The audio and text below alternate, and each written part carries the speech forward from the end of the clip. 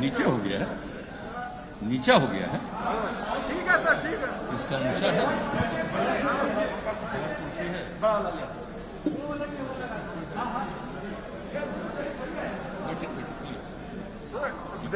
नीचे तुम लोग ना खड़ा हो गया भैया, बैठ जाओ ना भैया। अरे यार गजब कर जाओ, प्रेस कॉन्फ्रेंस नहीं हो रहा है, बाहर हो रहा है। ये है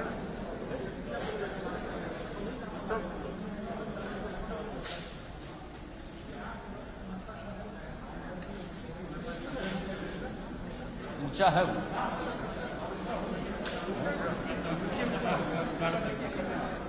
ऊंचा है ना, हो जाएगा, हो जाएगा। ऊंचा कर दो, ऊंचा तो ऊंचा है नहीं, ऊंचा है। लगा दो भैया।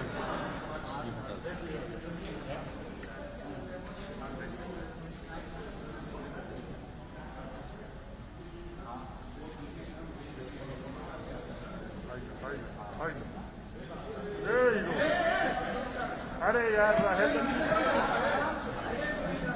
अब तो ठीक है ना,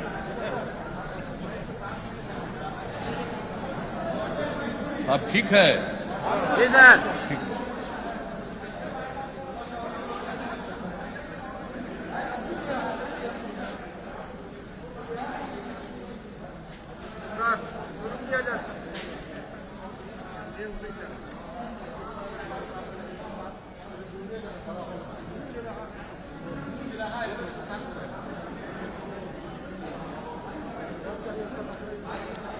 है माइक है,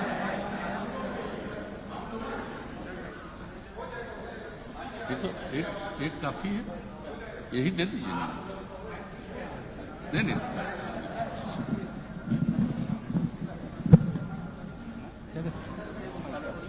हेलो, हाँ एक से काफी।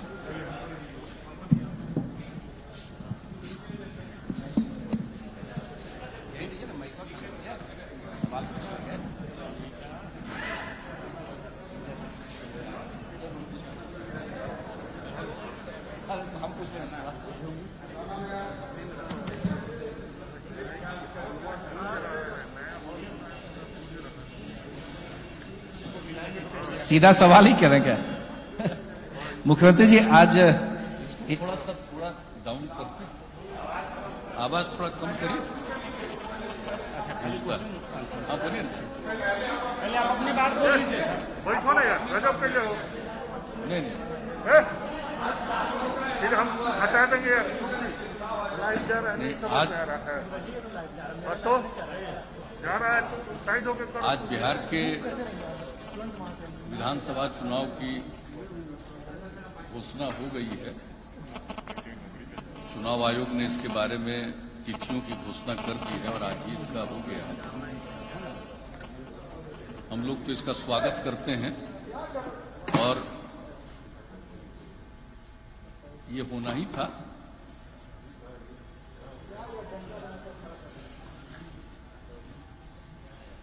पिछले वर्ष में जो चुनाव जिस दिन ऐलान किया गया था उससे लगभग 15 दिन का फर्क, और जबकि ये कोरोना वायरस के चलते एक ये भी चर्चा चल रही थी, कुछ लोगों की मांग भी हो रही थी, लेकिन हम लोगों को लगा था कि आखिरकार 5 साल की अवधि है, ये पूरा हो जाएगा तो चुनाव तो समय पर होना चाहिए।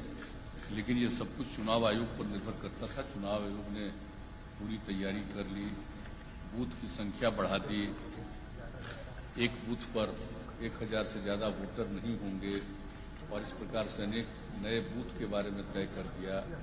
और आज ये भी तय कर दिया कि 1 घंटा ज़्यादा वोट की अवधि हो जाएगी। तो हर प्रकार से इंतजाम जो कुछ भी इसके मामले में अध्ययन किया उन लोगों ने, यहाँ पर कई मीटिंग्स की, लोगों की राय से भी अवगत हुए हैं और स्थिति को देख करके उन लोगों ने एक फैसला लिया है। हम लोग तो स्वागत करते हैं और चुनाव तो समय पर ही हो जाएगा, ये अच्छी बात है। और 3 फेज का चुनाव, बीच में कुछ फेज ज्यादा होता था, लेकिन अच्छी तरह हम लोगों को याद है कि पहले तो 3 ही फेज होता था। 2005 में जो फरवरी वाला चुनाव हुआ था वो तो 3 ही फेज था। तो धीरे धीरे ये फिर हाँ बाद में धीरे धीरे फेज बढ़ता गया, 4, 5, 6, 7 एक अलग बात है, लेकिन 3 फेज का चुनाव तय कर दिया है। और देख रहे हैं कि जो दशहरा और दीपावली है उसके बीच में ही चुनाव हो जाएगा और रिजल्ट भी आ जाएगा, गिनती भी हो जाएगी और रिजल्ट भी आ जाएगा। तो अच्छी बात है, होना भी चाहिए समय पर। आज ही एबीपी न्यूज सी वोटर का पोल सर्वे आया है जिसमें जेडीयू बीजेपी की काफी बढ़त है, 160 प्लस दिखाया जा रहा है। क्या आपको लगता है कि आपके अनुमान इतना है या और भी ज्यादा है, या इस बार किन मुद्दों पर चुनाव हो रही है? देखिए, हम तो हमेशा कहते हैं जनता मालिक है, जनता को तय करना है कि उसको किसको मौका देंगे, किन लोगों को मौका देंगे, तो जनता मालिक है।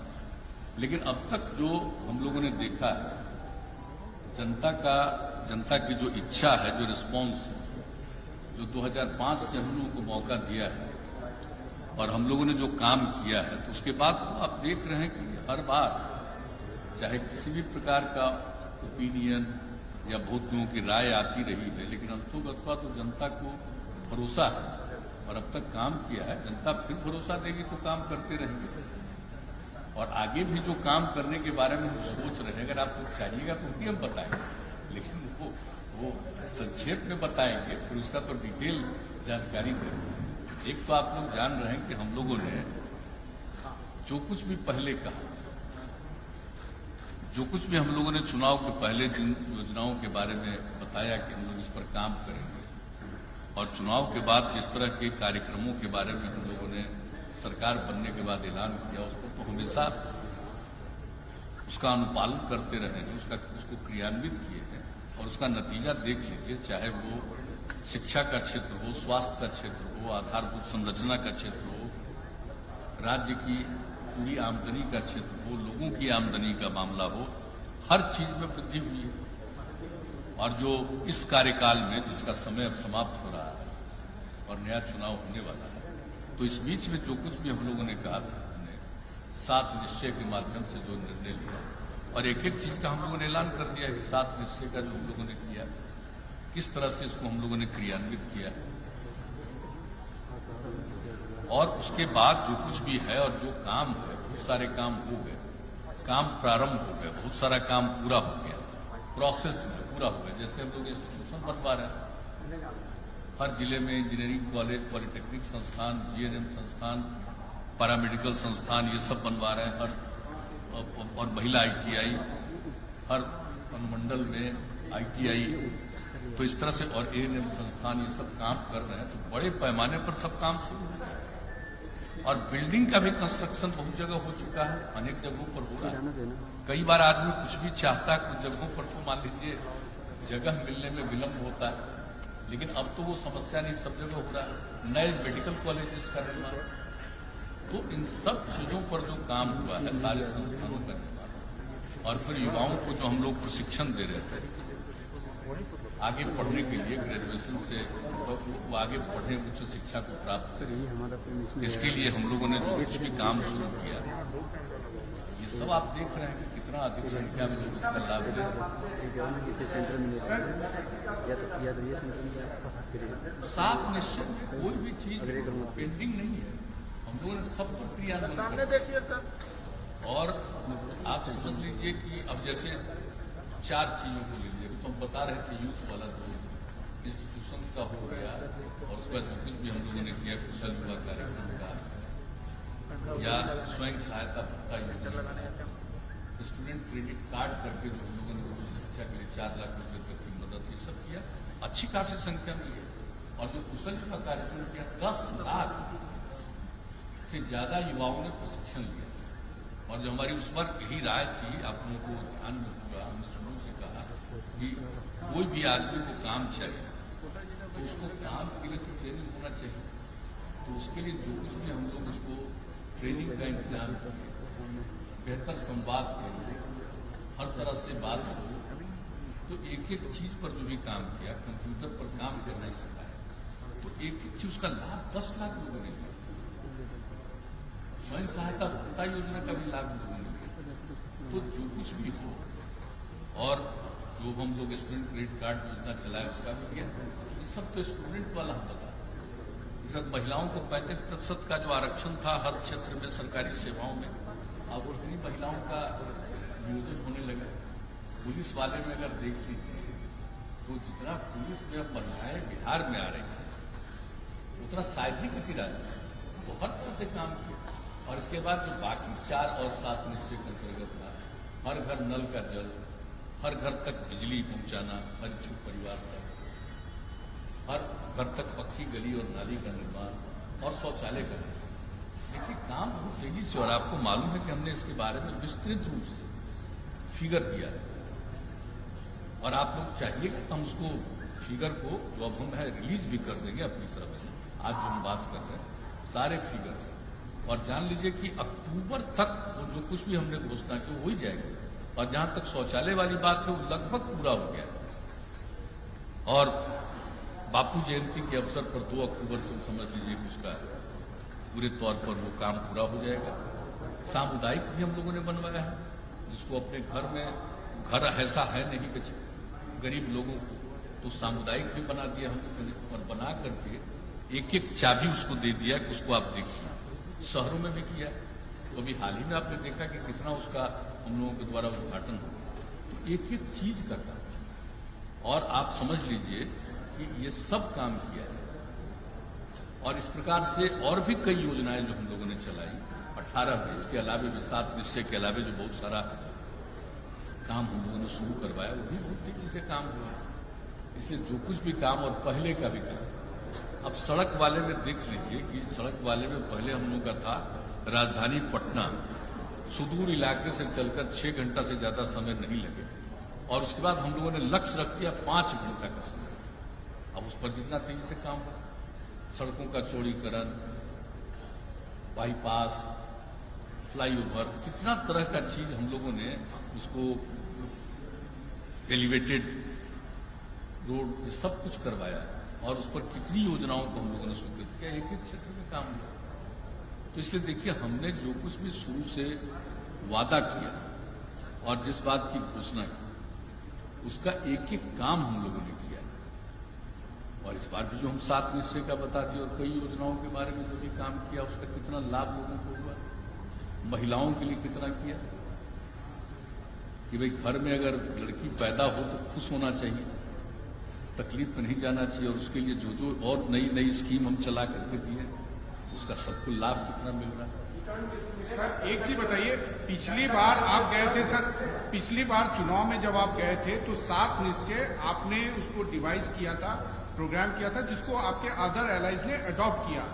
इस बार क्या आप वैसा ही कुछ करने वाले हैं अगले 5 सालों के लिए? मेरा दूसरा सवाल आपसे है कि जब भी विधानसभा चुनाव लड़े हैं तो उसका इतिहास ये रहा है कि आप बीजेपी से ज्यादा सीटों पर चुनाव लड़े हैं, तो क्या आपकी आकांक्षा है कि लोकसभा में आप बराबरी पे लड़े, इस बार आपको ज्यादा सीटें मिलनी चाहिए? तीसरी बात है सर, क्या आपको लगता है कि रामविलास पासवान की अब आपको एनडीए में कोई जरूरत नहीं रही?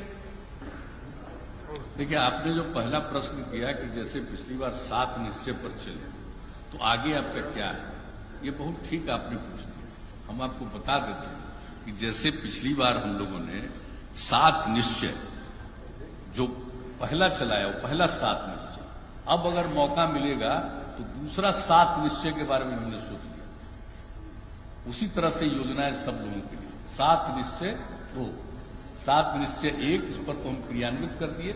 और एक बात हम बता देते हैं, जो हम 7 निश्चय 2 की बात कर रहे हैं, उसमें हमने यह भी प्रावधान रखने के बारे में निर्णय किया है, मन है मेरा, कि भाई जो भी हम काम कराएंगे उसका अनुरक्षण होगा, मेंटेनेंस होगा। ऐसा नहीं है कि हम किसी के लिए कुछ बना दिए, हर घर नल का जल दे दिए, उसका मेंटेनेंस अगर नहीं हो, हर घर तक पक्की गली और नाली का निर्माण कर दिया, उसका मेंटेनेंस नहीं हो, बिजली का कनेक्शन दिया, उसका मेंटेनेंस नहीं हो, ये ठीक बात नहीं है। शौचालय वगैरह का, तो हर चीज का मेंटेनेंस जैसे हमने पहले ही से कर दिया, सड़कों का और पुलों का मेंटेनेंस के लिए हमने पॉलिसी बना दी और उसके हिसाब से कहा, और इसको हम तो एकदम बिल्कुल इसको लोक शिकायत निवारण कानून के अंतर्गत भी डाल दिए, ताकि अगर कोई गलती करेगा, मेंटेन नहीं करेगा, अनुरक्षण नहीं करेगा, तो न सिर्फ अनुरक्षण किया जाएगा बल्कि इसके लिए जिम्मेदार व्यक्ति के ऊपर कार्रवाई भी की जाएगी। एक बात जो बताया, तो अब भी पुनः एक और 7 निश्चय के बारे में हमने सोचा। अगर आप कहिएगा तो उसके बारे में कुछ बताते, जो हम सोचे सच्चे थे, उसका डिटेल तो फिर हम रिलीज करवाएंगे, उसका एक एक आइटम और उस तरह से करके। अभी मोटे तौर पर जो हमने सोचा, और इसके बारे में ऐसा मत समझिएगा, हम जो काम कर रहे हैं तो हम फीडबैक लेने की भी कोशिश करते हैं कि लोगों के मन में क्या है। हम अगर कोई काम करवा रहे हैं तो पहले कुछ नहीं था, अब काम हो रहा, तो लोगों की इच्छा होती है कि हमारा और ये काम होना चाहिए। तो इसको भी इतने दिनों पर काम करते हुए हमने जो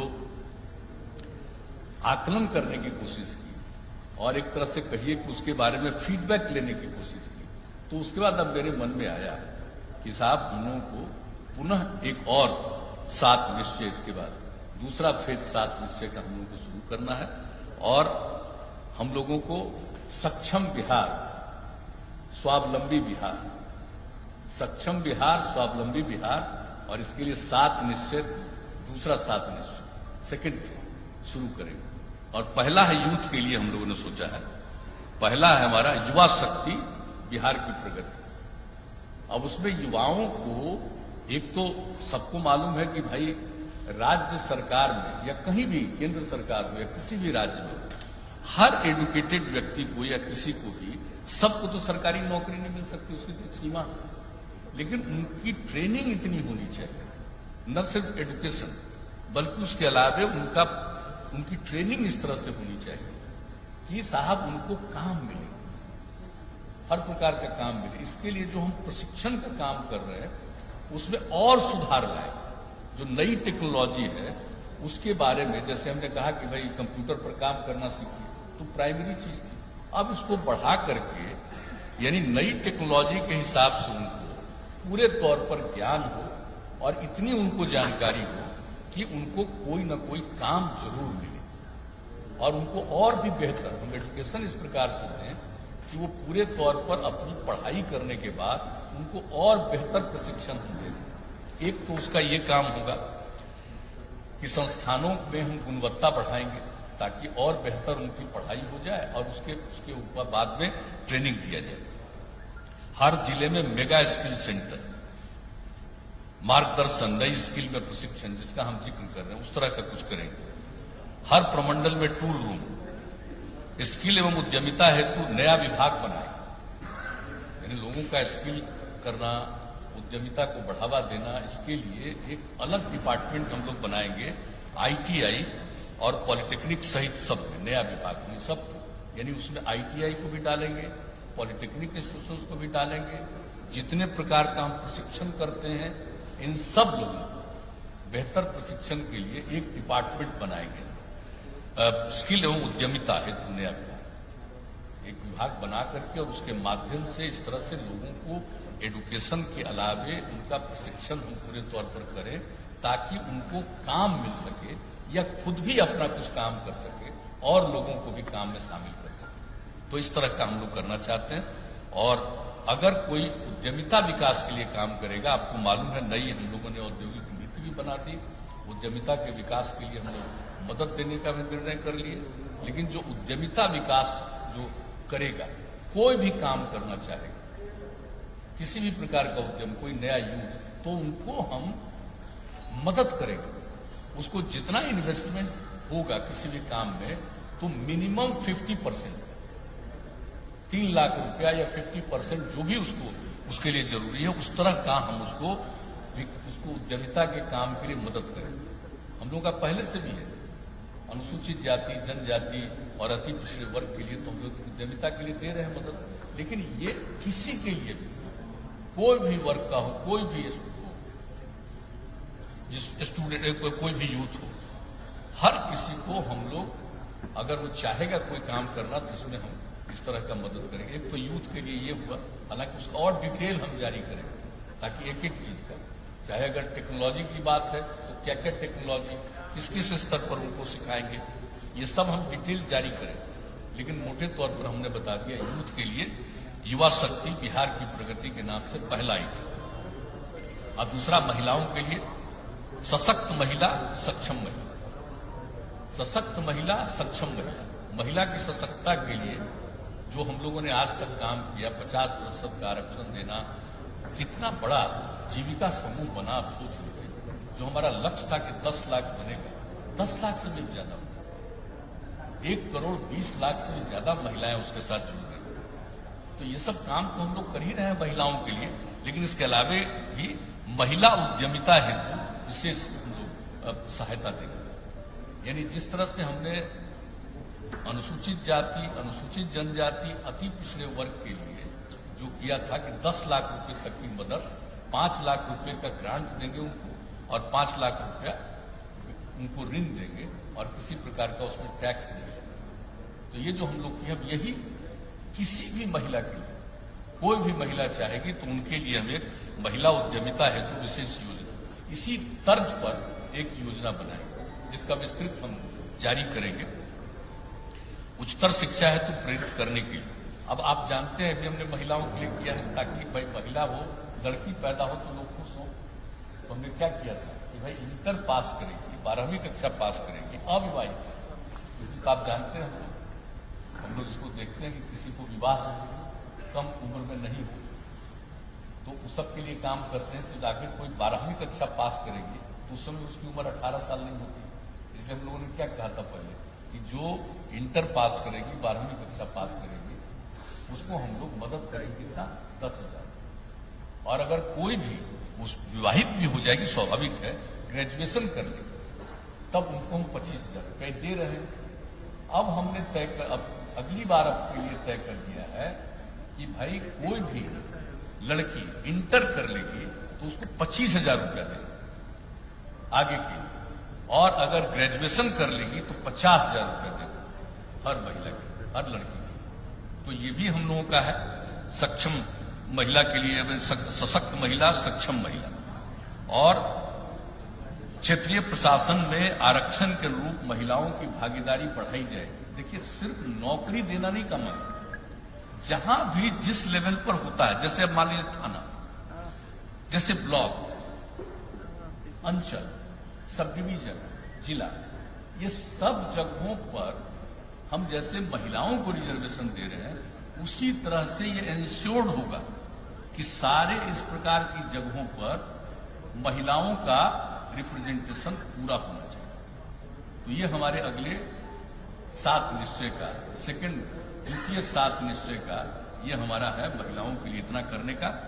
और उसके बाद आप जानते हैं, तो पहले ही से कह चुके हैं, एक और हर खेत में सिंचाई के लिए पानी पहुंचाए, ये हम पहले से बोल रहे हैं। आप जान रहे हैं, इस साल के हम शुरू से बोल रहे हैं, उस समय कोरोना वगैरह नहीं आया था, तब से ही हम बता रहे हैं कि हर खेत में सिंचाई के लिए पानी पहुंचाएंगे, ये एक हमारा निश्चय। ये तीसरा हो गया। चौथा, स्वच्छ गांव समृद्ध गांव। अब हर घर तक बिजली तो पहुंचा दी, अब हर गांव में, हर अनुमंडलीय गांव ही नहीं कहिए, हर गांव में पूरे तौर पर, सिर्फ पंचायत की बात नहीं कर रहे, हर गांव, चाहे गांव हो, मोहल्ला हो, एकदम बिल्कुल हम लोग सोलर स्ट्रीट लाइट लगवाएंगे। हर गांव सोलर स्ट्रीट लाइट, ये हमारा अगला निश्चय, गांव को विकसित करने का। स्वच्छ गांव समृद्ध गांव। और ठोस एवं तरल अपशिष्ट प्रबंधन, इसका ट्रायल करवा करके देखें, कंप्लीट एकदम ठोस और तरल अपशिष्ट प्रबंधन का हर गांव का इंतजाम, मैंने कोई भी गंदी चीज नहीं रहेगी। और हमने तो प्रयोग देखा है, एकदम बिल्कुल सब चीज को अगर ठीक किया जाता है तो उसका उपयोग 85% होता है। जिसको वेस्टेज मान करके लोग फेंकता है, 85% उसका इस्तेमाल होता है और बेहतर ढंग से होता है। और सब चीज का किस प्रकार से हम उसको अच्छा बेहतर ट्रीटमेंट करके किस तरह से कोई काम कर सकते हैं, तो ये प्रयोग करके देखा गया। तो अब लोग अगली बार करेंगे ठोस एवं तरल अपशिष्ट प्रबंधन। और जैसा हमने कहा था कि पूर्व का जो 7 निश्चय योजनाओं के अंतर्गत जो भी हम काम किए, उसका अनुरक्षण, मेंटेनेंस, ये हर हालत में उसका मेंटेनेंस हो। ये नहीं है कि किसी चीज को दे दिया और वो चीज आगे उसके लिए खराब हो गया, ये नहीं हो सकता। उसको मेंटेन करके चलाना है हर तरह से, जिसका हम जिक्र कर दिए। और पशु एवं मत्स्य संसाधनों का विकास, वो गांव में रखते हैं, पशु एवं मत्स्य संसाधनों का भी विकास करने के लिए उनको जो मदद कर सकते हैं वो करेंगे पूरे तौर पर। उसका स्वच्छ शहर विकसित शहर, शहरों के लिए, गांव के लिए तो हम बता दिए, शहर के लिए भी यही जो है ठोस एवं तरल अवशिष्ट प्रबंधन, यानी कोई गांव का ये चीज कचरा ऐसे ही नहीं रहे। वृद्ध जनों हेतु आश्रय स्थल, लोग होते हैं बुजुर्ग लोग, उनके रहने की जगह नहीं, परिवार में उनको दिक्कत होती है, बाहर रहना चाहते हैं, तो हर जगह हम लोग बनवाएंगे, हर शहर में हम लोग आश्रय स्थल, वृद्ध जनों के लिए आश्रय स्थल का निर्माण कराएंगे, ताकि हमारे जो भी वृद्ध जन जिनको किसी प्रकार की कठिनाई है, परिवार में उनको कोई देखने वाला नहीं है, तो वैसे लोगों के लिए आश्रय स्थल बनाए वृद्ध जनों के लिए। और शहरी गरीबों हेतु बहुमंजिला आवासन करने। अब शहर में देखते हैं कहां कहां सब ऐसे ही बसा रहता है, सबके लिए बहुमंजिला आवास का निर्माण कराएंगे, चाहे किसी भी शहर में। सिर्फ हम पटना की बात नहीं कर रहे, नगर निगम की बात नहीं कर रहे, चाहे नगर परिषद हो, नगर पंचायत हो, जितने भी शहर कहीं से भी आकर के वहां पर रह रहा है, उसको रहने की जगह नहीं है, तो हम लोग मल्टी स्टोरीड बिल्डिंग बना करके सबको एकोमोडेट कराएंगे और सबको रखेंगे। यह हमारा एक है। और जितने सभी शहर और महत्वपूर्ण नदी घाट, सिर्फ शहर ही नहीं, अब जैसे पटना शहर गंगा नदी के किनारे, इस तरह से जो भी शहर या कोई भी जहां घाट है, उसके घाटों पर विद्युत शवदाह गृह सहित मोक्ष धाम का निर्माण।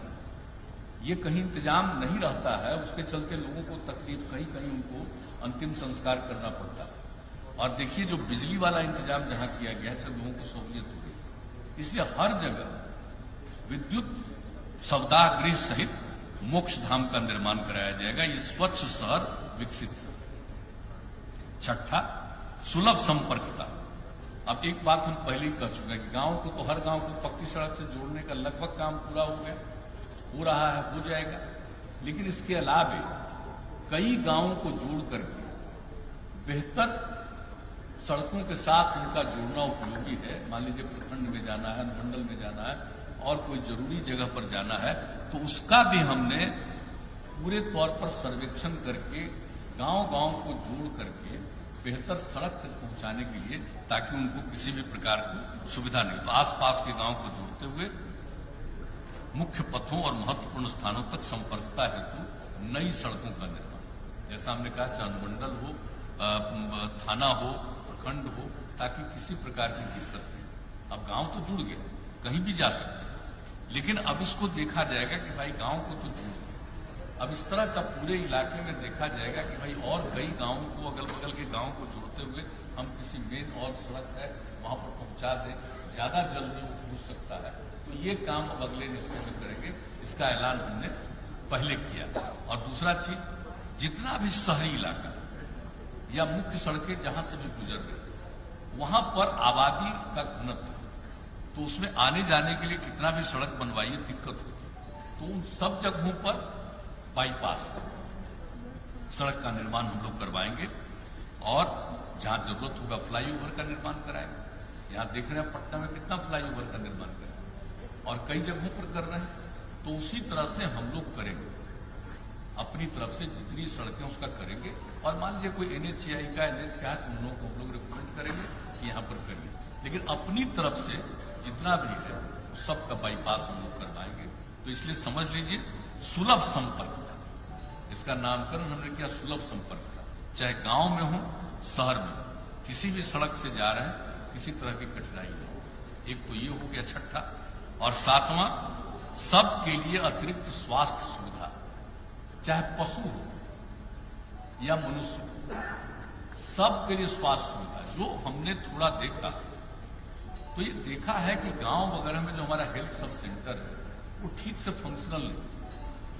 और दूसरी तरफ देखते थे कि गांव में लोग पशुपालन करते हैं, रखते हैं, उनका जानवर अगर बीमार हो गया तो उसका कोई ट्रीटमेंट ठीक ढंग से नहीं होता।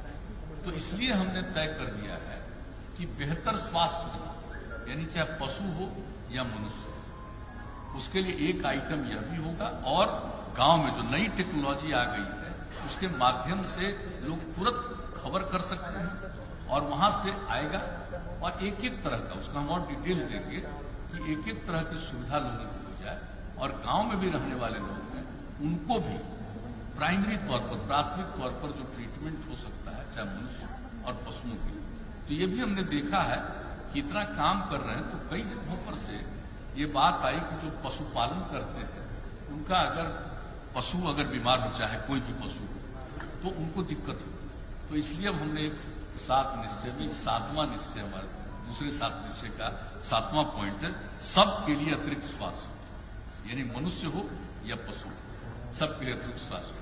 तो 7 निश्चय का दूसरा हिस्सा अब हम फिर अगर जनता मौका देगी तो हम ये करेंगे और पूरे तौर पर उसको मेंटेन करेंगे।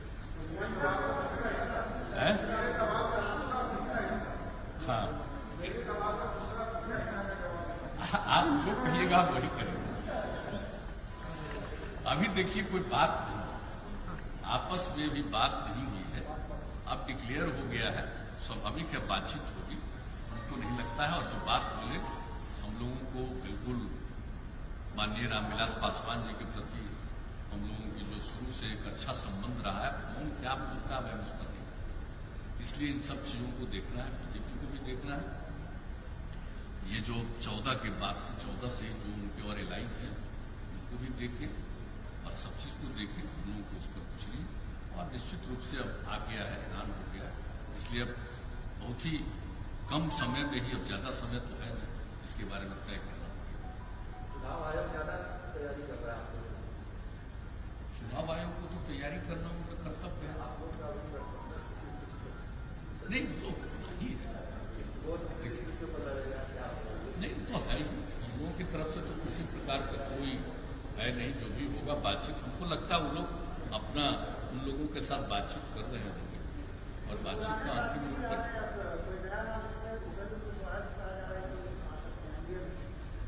उनकी तो जानकारी नहीं, लेकिन श्री जीतन राम मांझी जी तो फिर वापस हो गए, उनके साथ जो बातचीत हुई, बीजेपी ने ही कहा था हम लोगों को कि अगर वो हो, और उनसे जो बातचीत हुई तो वो तो पूरे तौर पर फिर आप वो हो गए हैं एनडीए के साथ। आपको लगेगा कि मांझी जी के आने के बाद आपको रामविलास जी की जरूरत नहीं? नहीं, ऐसा कुछ देखिए, जो भी लोग हैं बीजेपी के साथ हैं उन लोगों को देख लें, उनकी इच्छा थी।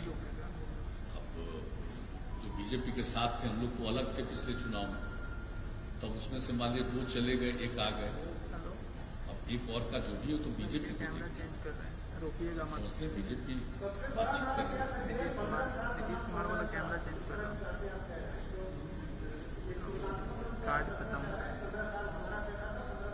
जी हाँ बिल्कुल, हम तो प्रारंभ से ही कर रहे हैं, और हमने तो 7 तारीख को जो मेरा पॉलिटिकल था यही से किए, हमने इस बात को कह दिया कि 15 साल का काम देख लीजिए और नई पीढ़ी तक, यूथ तक एक एक चीज को बता दीजिए, क्योंकि जो कम उम्र का आदमी उस बेचारे ने देखा नहीं है पूरा हाल, वो कहाँ महसूस किया है अंधेरा को, या सड़क की क्या हालत थी, या शाम होने के पहले ही कोई घर से बाहर नहीं निकल सकता था लॉ एंड ऑर्डर का या किसी चीज का। या कुछ लोग आजकल रोजगार की बात करते हैं, हंसी वाली बात, क्या रोजगार करते हैं? अभी तो हमने फिगर जारी किया है, उसी समय 7 तारीख को हमने बता दिया था, बल्कि उससे ज्यादा ही रोजगार मिला। तो और दूसरी बात, हमने तो अपने निश्चय में आपको बता दिया, अगले निश्चय में भी, कि किस तरह से हम ज्यादा से ज्यादा और लोगों को अपना काम कर सके, उनको काम करने के लिए भी सहायता और उनकी ट्रेनिंग, ये सब करेंगे। तो देखिए कुछ लोगों की तो आदत है कुछ बोलते रहते हैं, खैर ठीक है, कोई जो चाहे वो बोले, उससे हम लोगों को कोई मतलब नहीं, लेकिन आज तक हम लोगों का जो काम है लोगों ने देखा है, भाई हम काम करते हैं, हम कहाँ बिना मतलब किसी के साथ उलझते हैं, हमको जाना रहता हम लोगों के बीच में जाते हैं और सीधे उनके साथ संवाद स्थापित करते हैं काम। और हम तो बराबर कहते हैं कि भाई हमारा काम है सेवा करना, और हम तो हमेशा कहते हैं कि लोगों ने सेवा का मौका दिया तो सेवा करना ही हमारा धर्म है। तो सेवा का अवसर देते हैं, उनकी सेवा करना ही मेरे लिए धर्म है, हम वही सेवा करते हैं। तो हम लोगों को तो और कोई तो मन में कोई दूसरी बात रहती नहीं। और जनता मालिक है, और हम तो एक बात कहते हैं बार बार, अभी हाल ही में हमने कहा और शुरू से भी हम कहते हैं, मेरे लिए तो पूरा बिहार परिवार एक परिवार, और हम सब एक परिवार के सदस्य हैं पूरे बिहार के। और कुछ लोगों को होता है पत्नी, बेटा, बेटी, वही परिवार। हमारे लिए तो पूरा बिहार परिवार है। चाहे वो मत माने, हम सबको मानते हैं कि परिवार के सदस्य। तो हम लोग का तो विचार अलग किस्म का, इसलिए हम तो उसी के हिसाब से चलते हैं। और बाकी तो जनता मालिक है, वो काम करने का मौका देगी तो हम काम करेंगे, नहीं तो हमको क्या है। हम तो सेवा ही करते हैं ना, कोई दूसरा तो है नहीं।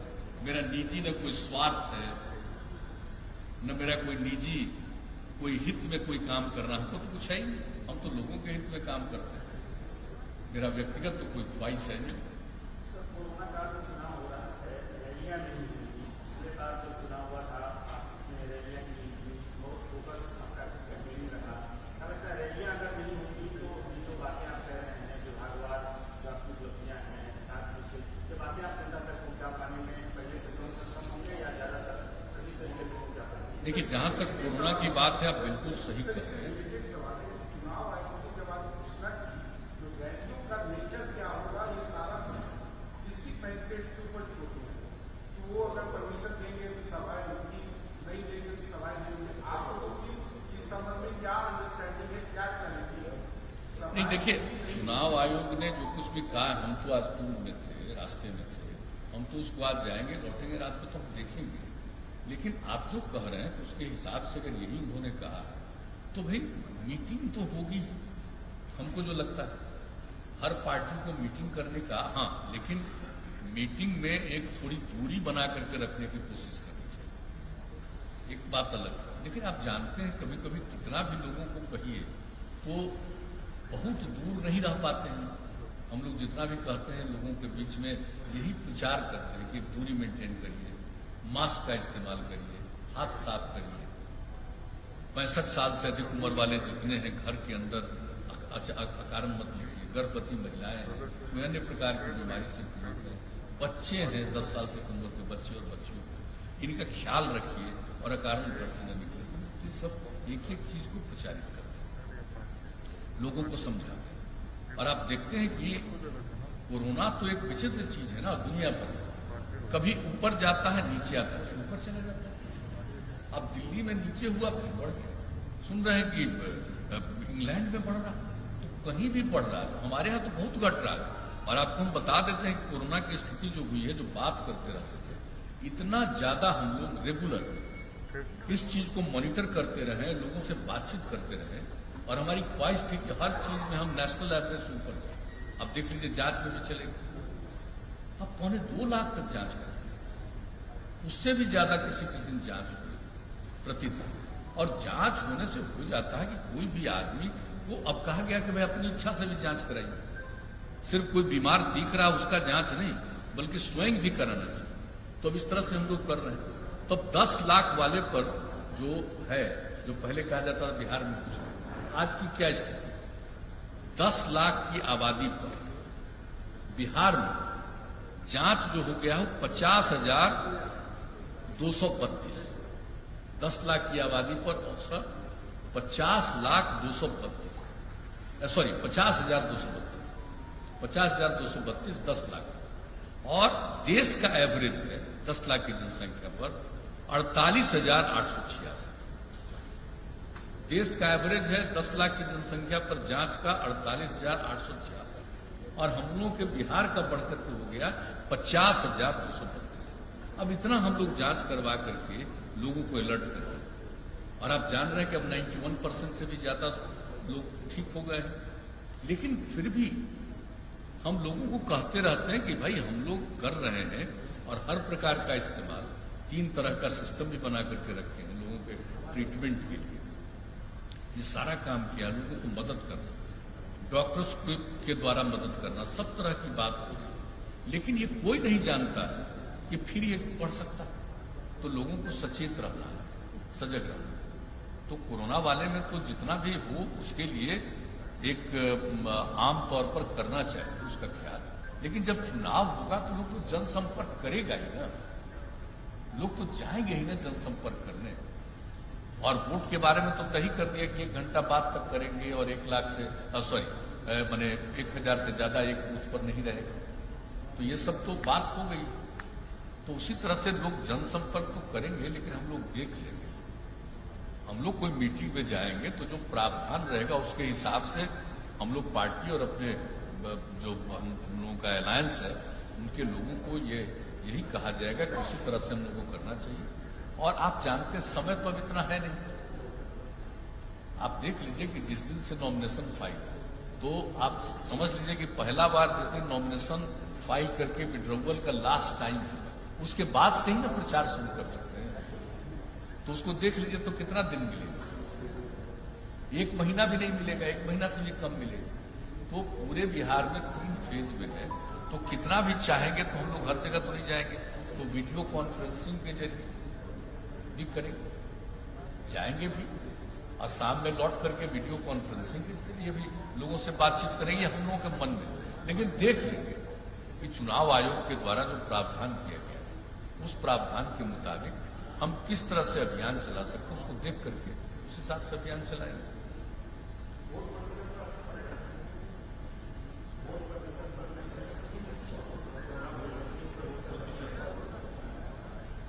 देखिए, हमको लगता नहीं है कि उतना ज्यादा कोई वोट प्रतिशत पर असर पड़ेगा, क्योंकि एक ऐसी चीज है ना कि चुनाव का जब कैंपेन शुरू हो जाएगा और इसकी बात शुरू होगा तो लोग जाएंगे।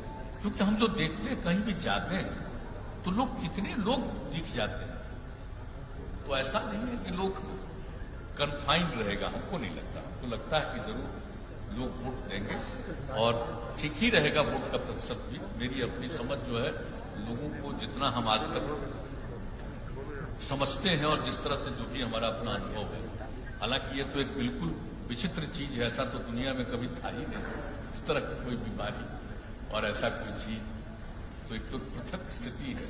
लेकिन फिर भी जो मुझको लगता है कि कैंपेन भी होगा और वोटर के रूप में लोग पार्टिसिपेट भी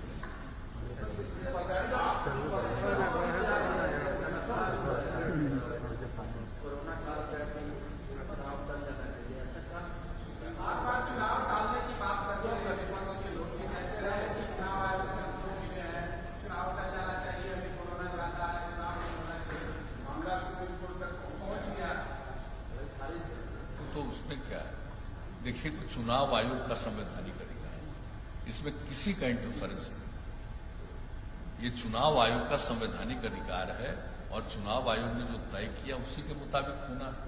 अब कोई नहीं चाहते तो क्या करेंगे, चुनाव विभाग नहीं लेंगे। हमको तो ऐसा नहीं लगता कि कोई चुनाव, सब लोग चुनाव में भाग लेंगे। अब बोल जो भी रहे थे,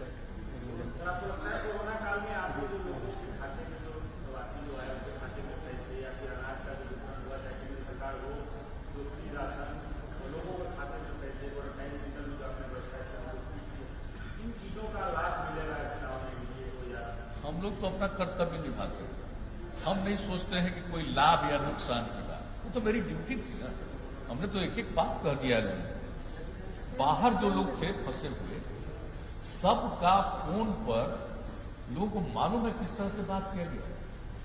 सीएम ऑफिस में, आरसी के यहां और आपका प्रबंधन का जो दफ्तर है यहां, वहां पर टीम लगा करके एक एक आदमी की बात। और तभी तो हम कहे कि वहां के सरकार को कहेंगे और लोगों को 1-1 हजार रुपए का मदद। तो ये सब काम किए हैं और कई शहरों में और कई जगहों पर तो हम लोगों ने लोगों के खिलाने का भी इंतजाम किया। कौन सा काम नहीं किया। और जब लोग आए और बड़ा खुशी हुई कि ट्रेन की बात हम लोग भी चाहते थे, जब यहां पर आए तो यहां पर क्वारंटाइन सेंटर और जहां भी जिनको रखना था रखे। 8 जगह के लोग जो आ रहे थे उनको, बाकी लोगों को कहा गया होम आइसोलेशन में रहिए। सबको हम लोगों ने मदद किया। और क्वारंटाइन सेंटर में जो लोग रहे, आप देख लीजिए कि एक व्यक्ति पर 14 दिन में 5300 रुपया हम लोग खर्च किए। तो हर तरह से हम लोग को जो ड्यूटी थी, जो कर्तव्य था, तो हम अपना ड्यूटी करेंगे। ये हम थोड़ी कहेंगे कि हम जो ड्यूटी कर रहे हैं तो इसका हमको लाभ मिलेगा, या सोचते ही नहीं है कभी। ये तो मेरा ड्यूटी करना मेरा फर्ज है, ये तो सेवा का अंग है। एनडीए का सीट शेयरिंग जो है अभी तक नहीं हो पाया, तो क्या ये सीट शेयरिंग फेज वाइज होगा या पहले होगा, या आपको चिराग पासवान के जाने का इंतजार कर रहे हैं फिर कुशवाहा की तरह? नहीं, ऐसा होने का विचार हमको लगता है कि जल्दी से जल्दी हो ही जाएगा, जल्दी से जल्दी हो ही जाएगा। सर, आप कह रहे हैं कि बिहार में काफी विकास हुआ है, प्रधानमंत्री आपकी लगातार तारीफ कर रहे हैं, लेकिन ये विकास जो है ये चिराग पासवान को दिखाई नहीं देता।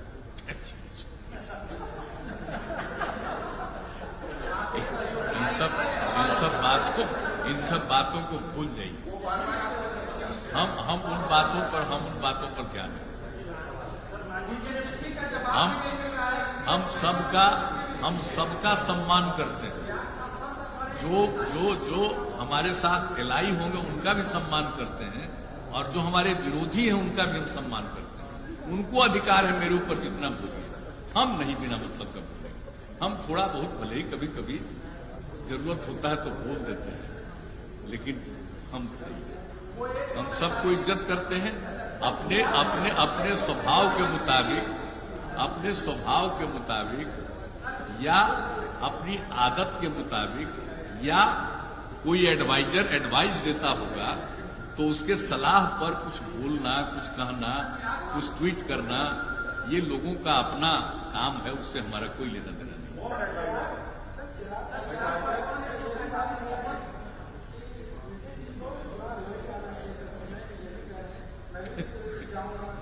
हमको नहीं पता।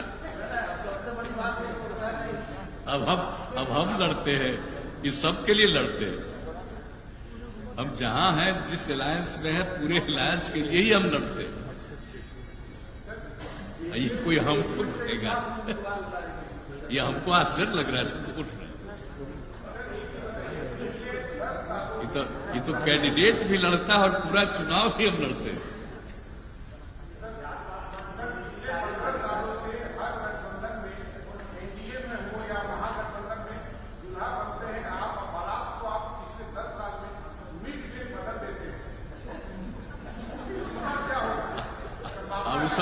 वो सबका तो उस समय बताए थे। अब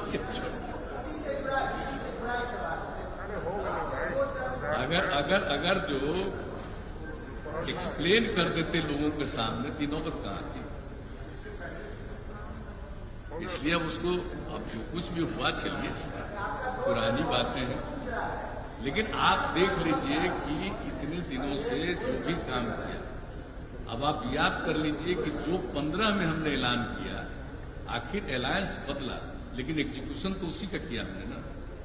तो जो हम सब लोगों के, पूरे देश, पूरे बिहार के लोगों के सामने, जनता नहीं है, इनको अपना मालिक मानते हैं, उनके खिदमत में जो हम बात कहते हैं कि हम ये करेंगे, हम तो वही करते हैं। आप देख लीजिए, कभी भी आप सब लोगों को ज्यादा बेहतर मालूम, ऐसा थोड़ी कि नहीं मालूम। तो जो हम कहते, आज भी जो हम कह रहे हैं, अगर मौका मिलेगा तो इस सब चीज को तो जरूर करेंगे, और इसके अलावा और कोई आवश्यक होगा उसको भी करेंगे। सर, ये इस बार जो घोषणा पत्र जारी होगा वो केवल जदयू का या पूरा एनडीए का एक? नहीं, जो चाहे कर सकता है सर, जो चाहे कर सकता है। तो मेरा अपना ड्यूटी है ना कि हम इतने दिन से काम कर रहे हैं, तो हर बार बताते हैं कि अगली बार क्या करेंगे। तो अगली बार जो मेरे मन में बात है उसका हम ऐलान कर रहे हैं, ऐलान कर दिया। इसके अलावा भी और कोई काम होगा तो भी करना है। हो गया हो गया हो